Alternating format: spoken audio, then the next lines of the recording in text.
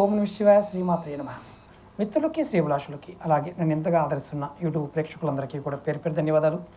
మిత్రులరా, మీ అందరికీ పరాదేవత ఎల్లవెల్లలా మీతో ఉండి మీ మనోవాంఛ నెరవేర్చాలని మనస్ఫూర్తిగా కోరుకుంటున్నాను. ఈరోజు వీడియోలో పంచగవ్యం అంటే ఆవు పాలు, ఆవు పెరుగు, ఆవు నెయ్యి, ఆవు యొక్క మూత్రము, ఆవు యొక్క పేడ, వీటినన్నిటినీ పంచగవ్యాలు అంటారు. ఇది చాలామందికి తెలియనిది ఏంటంటే ఆయుర్వేదంలో ముందుగా వాడతారు.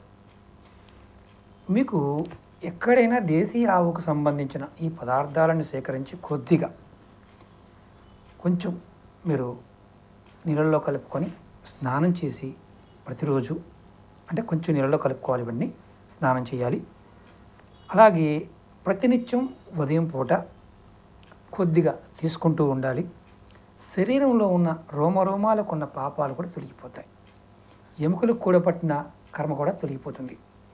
అలాగే మీరు మరణించిన తర్వాత ఏదైతే శరీరాన్ని కాల్చుతారో ఆ శరీరాన్ని కాల్చినప్పుడు ఎలాగైతే మొత్తం బూడిదైపోతుందో మన ఒంటి మీద ఉన్న పాపాలు కర్మలు తొలగిపోతాయి. ఈ పంచగవ్యం అనేది చాలా వరకు ఆయుర్వేద షాపుల్లో కూడా అమ్ముతూ ఉంటారు. దీన్ని స్నానానికి కొద్దిగా ఉదయం ఎర్లీ మార్నింగ్ టైంలో కొద్దిగా తీసుకుంటూ ఉన్నా ఖచ్చితంగా జన్మాంతరాలు ఉన్న పాపాలు కూడా తొలగిపోతాయి.